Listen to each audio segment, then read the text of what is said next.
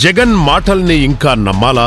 2019 ఎన్నికలకు ముందు ఏమన్నాడు? చంద్రబాబు నాయుడు గారి ప్రభుత్వం పోతుంది, 2 ఏళ్లకు 3 ఏళ్లకు మన ప్రభుత్వం అయితే వస్తుంది, ప్రజల ప్రభుత్వం ముందుకు వస్తుంది. మన ప్రభుత్వంలో పూర్తిగా మద్యాన్ని నిషేధిస్తాం అని చెప్పి గట్టిగా కూడా చెప్తా ఉన్నాం.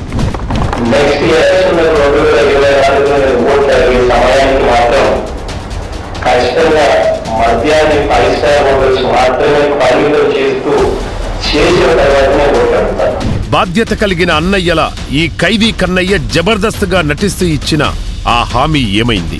మా మేనిఫెస్టోలో ఎక్కడా కూడా మద్యపాన నిషేధం అనేటువంటి మాటే లేదు, చూసుకోండి. విన్నారు కదా, ఇంత జరిగాక కూడా ఈ దగాకోరునే నమ్ముతారా? 2019లో చెప్పినవన్నీ చేయనోడు 2024లో చెప్పేవి చేస్తాడా? ఇంకా చాలు జగన్. జరుగు జరుగు జరుగు జగన్, ఖాళీ చేయి కుర్చీ, జనరాజ్యం వస్తున్నది ఎన్నికల్లో గెలిచి.